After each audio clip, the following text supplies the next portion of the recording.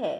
बंधुओं, आज आषाढ़ मास के गुप्त नवरात्रि के तीसरे दिन मैं आपको सुनाने जा रही हूँ 10 महाविद्याओं में तीसरे दिन पूजा की जाने वाली महाविद्या त्रिपुर सुंदरी की कथा। बंधुओं, जिसे सुनने मात्र से माँ त्रिपुर सुंदरी आपकी हर मनोकामना पूरी करेंगी।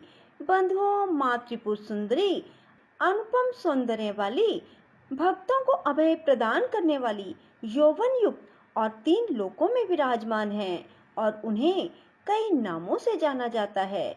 इन्हें राजराजेश्वरी, बाला, ललिता, मीनाक्षी, कामाक्षी, शताक्षी, कामेश्वरी कहा जाता है। अपनी सुंदरता और मोहकता से देवासुर संग्राम में असुरों को मां ने वश में कर लिया था। कहते हैं, त्रिपुर सुंदरी की आराधना करने वाले भक्तों को लौकिक और पारलौकिक शक्तियां प्राप्त होती है। देवी पुराण में माता की बहुत सी शक्तियों के बारे में बात की गई है। ये सिर्फ तंत्र साधना के लिए ही नहीं, बल्कि सुंदर रूप के लिए भी विख्यात जानी जाती हैं। देवी त्रिपुर सुंदरी शांत मुद्रा में लेटे हुए सदा शिव की नाभि से निर्गत कमल आसन पर विराजमान है। चतुर्भुजी भुजाओं में देवी के पास अंकुश, धनुष और बाण हैं। देवी के आसन को ब्रह्मा, विष्णु, शिव और यमराज अपने मस्तक पर धारण करते हैं। देवी 3 नेत्रों से युक्त और मस्तक पर अर्धचंद्र धारण करती हैं। देवी त्रिपुर सुंदरी अपने भक्तों की हर प्रकार की मनोकामना को पूरी करती हैं, उनकी हर विपत्ति को दूर करती हैं और उन्हें अभय प्रदान करती हैं। कहा जाता है, देवी त्रिपुर सुंदरी की पूजा करने से आत्मिक बल, यश और कीर्ति की प्राप्ति होती है। पौराणिक कथाओं के अनुसार देवी त्रिपुर सुंदरी की उत्पत्ति का रहस्य सती वियोग के पश्चात भगवान शिव सर्वदा ध्यान मगन रहते थे। उन्होंने अपने संपूर्ण कर्म का परित्याग कर दिया था, जिसके कारण तीनों लोकों के संचालन में व्याधि उत्पन्न हो रही थी। उधर तारकासुर ने ब्रह्मा जी से वर प्राप्त किया कि उसकी मृत्यु शिव के पुत्र द्वारा ही होगी।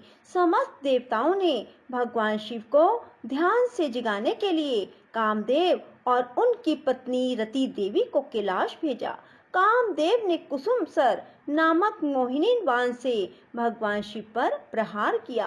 परिणाम स्वरूप शिव जी का ध्यान भंग हो गया। देखते ही देखते भगवान शिव के तीसरे नेत्र से उत्पन्न क्रोध अग्नि ने कामदेव को जलाकर भस्म कर दिया।